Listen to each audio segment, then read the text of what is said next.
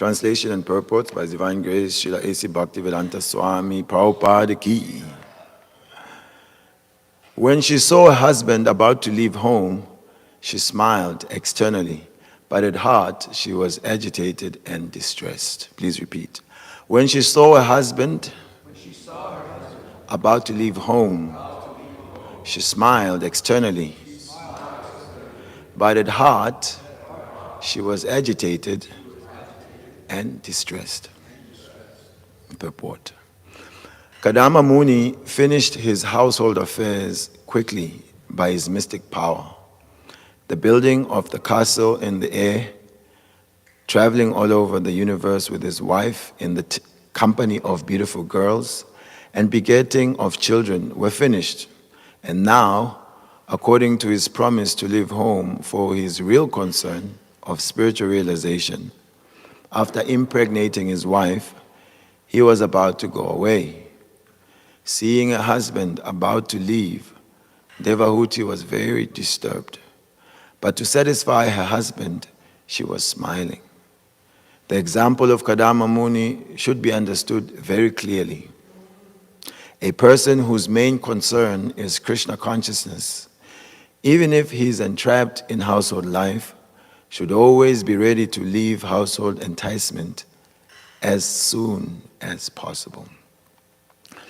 Om Jnana Timirandasya Jnananjana Shalakaya Chakshurun Militam Yena Tasmai Shri Gurave Namaha Shri Chaitanya Manobishtam Stapitam Yena Bhutale Swayam Rupa Kadamayam Dadati Swaparantikam Vanchakalpa Tarubhyascha Kripa Sindhube Vacha Patitanam Pavanebhyo Vaishnavebhyo Namo Namaha Jaya Shri Krishna Chaitanya Prabhu Nityananda Shri Advaita Gadadhara Shiva Sadi Gaura Bhaktavinda Hare Krishna Krishna Krishna Hare Hare Hare Rama Rama Rama Hare Hare Mukam karoti vachanam pangum langaiti girim yad kripa tamam vande shigurum dinatarinam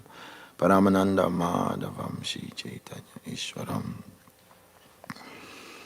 Translation. When she saw her husband about to leave home, she smiled externally, but at heart she was agitated and distressed.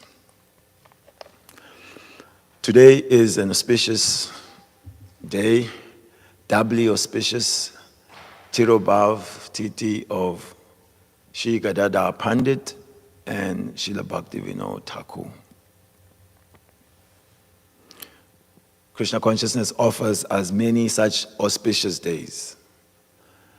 And they are opportunities for us to go deeper into our practice, go deeper into our prayer life, where we beg the mercy of the exalted saints and devotees so that we may somehow or the other become like they are, devoted to the Supreme Personality of Godhead. So Srila Bhaktivinode Thakur is known as the seventh Goswami because of his contribution in the parampara. Sri Chaitanya Mahaprabhu, the Supreme Personality of Godhead, he particularly empowered the six Goswamis, Shri Rupa, Sanatana, Bhatta Raghunath, Shri Jiva Gopala, and Dasa Raghunath. These Goswamis received direct teachings from Chaitanya Mahaprabhu and direct empowerment for them to establish Krishna consciousness in this material world. Shri Rupa Goswami, particularly, is given the empowerment to teach about the rasic aspects of devotional service. It is said of Rupa Goswami, he understood the mind of Chaitanya Mahaprabhu. It's the Manobishtam. Therefore, he has established Krishna consciousness and made it again, glorious and prestigious. But in due course of time, after that revival by Chaitanya Mahaprabhu and the Goswamis, then the path of bhakti had become obscured. Vaishnavism had fallen into degraded condition because of the rise of the upper Siddhanta, different aulas and baulas, Sakibeki, Katabajas, Gauranga Nagari, so many, about 12 deviations from the true teachings of Chaitanya Mahaprabhu. So Srila Bhaktivinode Thakur appears at the time when nobody cares for Vaishnavism because it has become infected with all these deviations. Nobody cares for Krishna Bhakti. Nowhere are people heard chanting the holy name of the Lord. They are absorbed in their own merrymaking, taking care of their children, and spending lavishly for weddings, basically enjoying life within some sort of Vedic religious life. And so the Thakur, because of his devotion at heart, was very disturbed and agitated, just as our Devahuti here is. That how will the people become delivered? That is the pain of the Vaishnava. Vaishnava is paradukha dukhi. For his own or her own pains and pleasures, they are not bothered. But they are suffering by seeing living entities bereft of Krishna consciousness. It said that at that time he couldn't even find a bona fide copy of Chaitanya Charitamrita. Mind you, this is West Bengal. This is Navadvip, the land of Chaitanya Mahaprabhu. No Chaitanya Charitamrita to be found. Eventually, after scouring and searching, he had found a copy. So, a most empowered Vaishnav, he wrote prolifically in Bengali, in English, in Sanskrit. And he raised a very big family. So Bhaktivinode Thakur is a great exemplar of how to utilize all your time in Krishna consciousness. There's that schedule that is publicized of how he managed his 24 hours. Incredible. And at that time also he is doing very responsible service as a magistrate. One of his pastimes, there was a Shicharan Babaji who had written many books and was preaching throughout Bengal. He was teaching that chanting Hare Krishna is only for your own personal japa. But for kirtan, one must chant the infamous, how does it go? Hare Ram. So he did a great bad job everywhere. And so Bhaktivinode Thakur had to handle that. And he confronted him and was preaching to him, presenting the Siddhanta, presenting Chaitanya Mahaprabhu as an example. And because of his purity, he could convince him, and he realized that he had performed a great error, that he had gone to so many villages everywhere and had propagated this mantra which was not coming down in the line of Mahaprabhu. In this way, Thakur Bhaktivinode had corrected him, but because of his offense, it is said 6 months later, he went mad, and eventually he died. So, deviating people from the true path of Krishna consciousness is not without consequence. We should be careful. When he moved to Puri, of course, Lord Jagannath was calling his own devotee to come in the guise of getting a post there. He moved to Jagannath Puri. He became one of the managers of the Jagannath Puri temple. Very responsible service. And there he tried to streamline the worship of Lord Jagannath, how they do the offerings. And he established there, in the courtyard of the temple in Puri, where the lotus feet of Chaitanya Mahaprabhu are found, he established a Bhakti Mandap there, where there was always recitation of Srimad Bhagavatam and the constant chanting of Harinam. So Bhaktivinode Thakur is most important for us. He wrote so many books and he revived this culture of Krishna consciousness. And there, Jagannath Puri, as if he had not contributed enough, he had his fourth son, whom he named Vanabi Daita. Shivashabhanavi Daita. This child he had prayed for, seeing that alone he could not turn the tide of Kali Yuga and he needed help. So he prayed for a ray of Vishnu. And the Lord loves to answer prayers that have to do with devotional service. So we should always be confident that if we ask for improvement in Krishna consciousness, Krishna will help. So Bhaktivinode Thakur prayed for a ray of Vishnu and he got that boy. Because he was an important government authority and also a manager at the temple, during Rath Yatra, it is said that the chariot would stop in front of his home. And the wife was allowed to go onto the chariot with the baby. Jagannath then gave his deity, which fell and garlanded the child, which was clear indication of the mercy being bestowed upon the child, who later became Singha Guru, Lion Guru, who traveled throughout India. It is said is Apasiddhanta Dvantaharine. He declared war against Apasiddhantic teachings. He was never shy to confront those who were deviating from the true path of Mahaprabhu. So Srila Prabhupada would say, my Guru Maharaj never compromised, so why should I compromise? So this mercy is all the gifts of Srila Bhaktivinode Thakur that has come to us, that we have also had the good fortune of connecting to that line.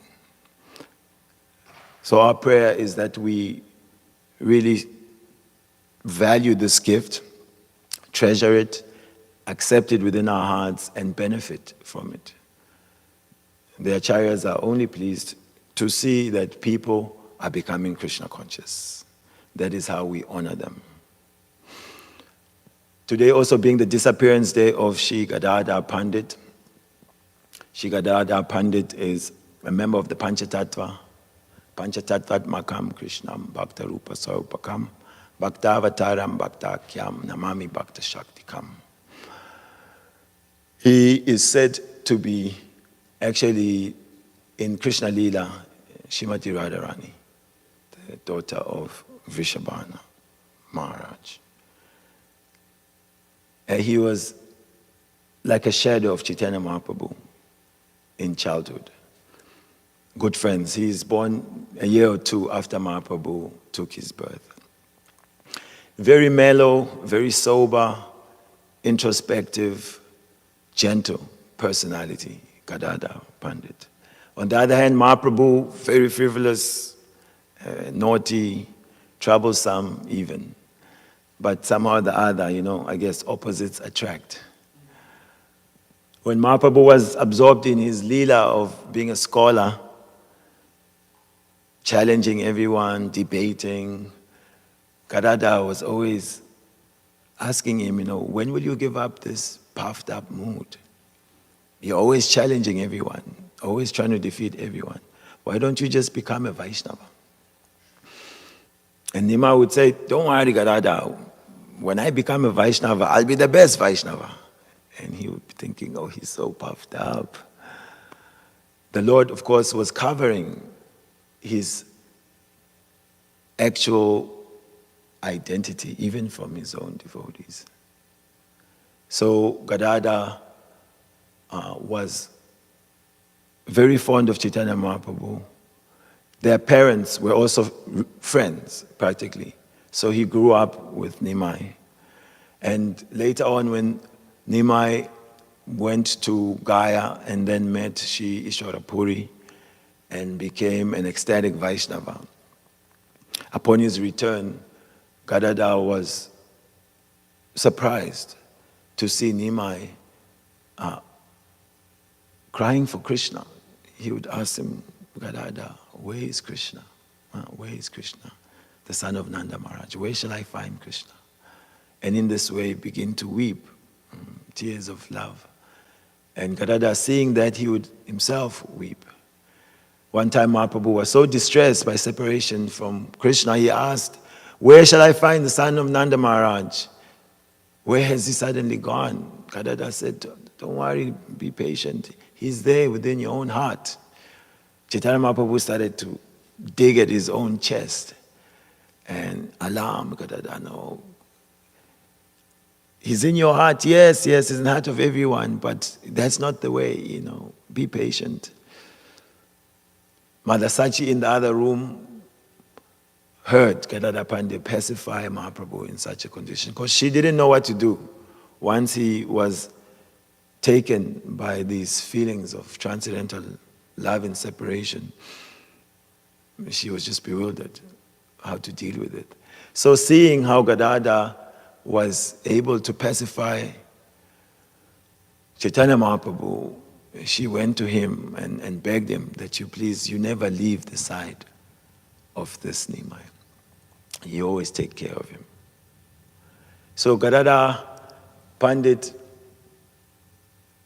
heard from his friend Mukunda that there was a saintly person coming to town and that he should go and see him. He's very wonderful.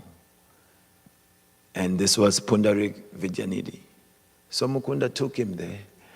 And when he got to the house of Pundarik Vidyanidhi, he saw that Pundarik Vidyanidhi was very well dressed, earrings, beautiful hair. He was chewing pan, betel nut. He was being fanned. He was sitting on very soft cushions decorated with umbrella. And so Gadadhara, in his heart, was having doubts. Mukunda told me, I'll come and meet a Vaishnava here. But this doesn't look like a Vaishnava. It looks like an out-and-out materialist. So Mukunda, seeing the mind of Gadadhara, he recited a verse about Krishna's deliverance of Putana. Aho pakiyam stana kalakutam. Chikam sayaya apasadvi. That, is there anyone out there more merciful than Krishna, who delivered Putana, who came to him disguised as a mother, as a nurse, with deadly poison on her nipple. So Putana had infanticide in mind, wanted to kill Krishna. But Krishna accepted her desire to deal with him as a mother. He accepted the breast milk, and although he sucked her life out, he delivered her. And she became one of those who are dealing with him in Vatsalya. So upon hearing this, Pundarik Vidyanidhi immediately went internal. Krishna, Krishna. He started to kick everything. He was rolling on the ground, roaring, crying. Everything was hither and thither. Not caring for the externals, completely absorbed in love of God. So Gadadhara Pandit saw this and he felt very repentant. I've offended a great saint. I have judged the Vaishnava externally. So teaching us to avoid this chati buddhi, this looking at Vaishnavas from the external perspective. Yes, he's not wearing dhoti. He must not be a real devotee. Because of course the devotee is the cloth, yes? This is how also the external vision leads us also to be cheated. Prabhupada comments on Mahatmanas tumam pata devim prakritim ashrita. That the Mahatma is not to be rubber stamped by keeping some beard. Of course, in ISKCON, make sure you remove your beard regularly. Keep a very nice sika and very good tilak, nice kantimala. Then, voila, I'm a Mahatma. No. Mahatma is known by his activities. Constant absorption in hearing and chanting and preaching the glories of the name, fame, and pastimes of Krishna. So Gadadhara Pandit thought how to repent from this offense. I should beg him to accept me as his disciple. Basically, surrender to him. And this was relayed to Pundarik Vidyanidhi after hours and many hours later. He came back to external consciousness. And he also celebrated this news. He felt that he has been greatly favored to get a jewel of a disciple like Gadadhara Pandit.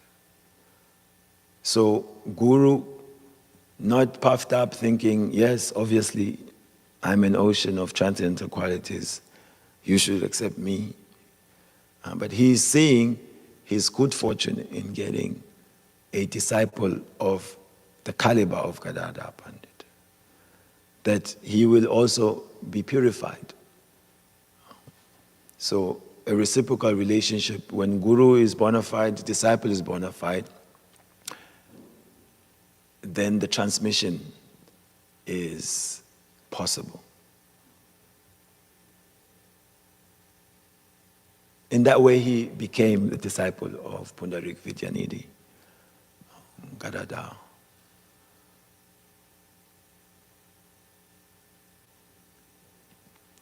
So, get back to Kardama Muni. Kardama Muni has finished his household affairs. This is great eagerness on his part. He wants to focus, as is said, keep the main thing the main thing. So, spiritual life is the benediction of the human form of life. One can actually work towards becoming free from the bondage of material existence. And the Varnashram system is there to support this very endeavor. Therefore, the ashrams are there, training in brahmachari life, student life, further purification and realization in household ashram, retirement in vanaprastha ashram, and becoming more austere, and then renunciation in sannyas to dedicate body, mind, and words in the service of Mukunda, the giver of liberation. So this Grihastha couple, Kardama Muni, Devahuti, very exemplary in their household life, reciprocation of service. Devahuti, you couldn't ask for a wife any better than her. Dedicated to the husband, although coming from a wealthy home, she adjusted to the ascetic life of the husband. Clue number one in Grihastha life, that it is advised, especially to the ladies, to adjust to the means of the husband. At least be clear what are his means, and try to live within those means, or keep the desires within the means. If the husband cannot afford such a life and the wife is demanding a certain type of lifestyle, then it becomes difficult. Husband is a servant of the wife, just as the wife is a servant of the husband. And so, sensitive to her needs, Kardama Muni understood she's a princess. A princess is used to a life of comforts. But she has surrendered to my lifestyle, And so later on, he provided her all the fanciest things by creating that aerial mansion, providing ladies to take care of her, reviving her beauty, and then also fulfilling her desire for children. It is said of family life, when there are no children, it is like a desert. Of course, there's all sorts of families without children, whatever the circumstances are. But it is said one accepts a wife to beget children. So Kardama Muni used his mystic power, which generally deviates others. If he was just a yogi for the sake of mystic powers, then that mystic power can take you away from the path of bhakti. But he used his mystic power to expedite his exit of the Grihastha ashram. The Grihastha ashram is bona fide because it is according to the religious principle. Therefore, it's an ashram. But because one is following the principles of Dharma, then one can create very nice household life. We are going to the temple, the children are also involved, we have guru, and therefore the impetus to exit that ashram doesn't come, because one thinks it's all okay. But here, as Prabhupada is saying, that example of Kardama Muni should be understood very clearly. A person whose main concern is Krishna consciousness, even if he's entrapped in household life, so Prabhupada, entrapped. These words are particularly spoken to help those who are happily in Grihastha life, even in Krishna conscious life, because then it's okay. I mean, we're doing everything. So just to understand that can also be the trap. One should always be ready to leave household enticement as soon as possible. So Kardama Muni did all of that in quick, fast time, 9 children immediately, and so he's about to leave home. And now we are being shown the feelings of Devahuti. She's attached to her husband, who is a powerful Vaishnava. And by her dedicated service to him, we can say that she loves him, because this love actually comes from service. The idea is different. In this age, even one devotee was sharing that it's become difficult for even devotees to find partners for marriage. Because the modern idea is that, especially the ladies, they are thinking of the ideal person. Therefore, fantasizing what it should be, what, and how. And also, they're not so happy with the idea of arranged marriage. There's some people involved, they're picking someone. Yuck, my parents are going to pick my husband. Ugh. And so, not wanting to marry, not understanding that marriage, vivaha samskar, is a religious duty for purification. Therefore, we partner for the sake of becoming purified in Krishna consciousness. They are trying to partner based on whimsical attraction and ideas of what or whom should be their husband. Therefore, even when devotee suitors come, they reject them. No. And later it may become a problem that when the youth is going, then, now it's difficult also for the men. They are also in bodily concept. They are thinking young, attractive, this, that, the other. So in this way, missing out on creating the householder ashram because of modern ideas of how to partner up. So anyway, Devahuti loves Kardama Muni. Her love is seen by how she has served him and worked with his mentality and sticking to her promise. She knew his mind. He really wants to focus in Krishna consciousness. So now he's about to leave, and she doesn't want to upset him by, crying and grabbing on the dhoti. Don't go, Kardama, don't. She's smiling, but she's very disturbed at heart. We hear of this scenario also. Krishna is leaving Hastinapur. And everybody is distraught. It's said there, Draupadi,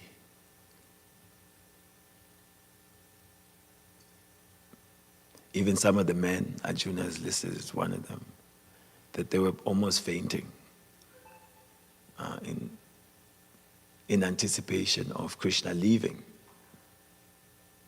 But then some of the ladies were checking their tears because they were thinking, if we cry before he's leaving and he sees this, that may create inauspiciousness for Krishna. So the attitude of the devotee is always to please Krishna. Their emotions, their dealings are not selfish, but selfless. They are heartbroken because they love Krishna. He's their very life and soul. But also they are thinking of his welfare. We don't want to jinx his trip. Maybe have a horse and carriage accident because of our tears. So this is love in action, to desire the welfare of the beloved. We see that Vidura had been insulted, and under the pretense of leaving the palace because of the words of Duryodhana, he traveled. And therefore he met up with Maitreya Muni. And from Maitreya he heard all the conclusions and became further enlightened. But he thought of his brother, Dhritarashtra. And so he returned. And when he returned, it is said that the Pandavas, it was as if dead corpses had been revived. They came to life. So they honored him, washed his lotus feet, offered puja, and began to inquire from him, how were your travels? What have you learned? And later on, Vidura then goes to speak to Dhritarashtra. This is now a scenario where encouraging this getting out process. So Vidura was straight to the point. Look, you are old, you are hard of hearing, your memory is failing you, your teeth are loose, you are coughing up mucus. You are living here in the house of these very people that you tried to kill. You are subsisting on the remnants of Bhima, who killed all your sons. You're living like a dog, practically. It's time to get out of here. And, Dhritarashtra heard, finally. And he instructed him, without telling anyone, you should leave. In this way, Dhritarashtra gave up the comforts of the palace, and Gandhari came with. So Vanaprastha went to the forest and was meditating, eventually left his body. So to summarize, there is the ultimate goal of life of developing Krishna consciousness. And there is the situation of the different ashrams according to the guidance of Guru and Krishna. One should execute Krishna consciousness. And the warning is being given here through the actions of Kardama Muni to be cautious of the entrapments that due to the enticing situation of family life, that one should be able or try to be ready to get out of it when the time is right and focus on Krishna consciousness. Grantaraj Srimad Bhagavatam ki jai. Srila Prabhupada ki jai. Srila Bhaktivinode Thakur ki jai. Shri Gadadhara Pandit ki jai. Gaura Premanande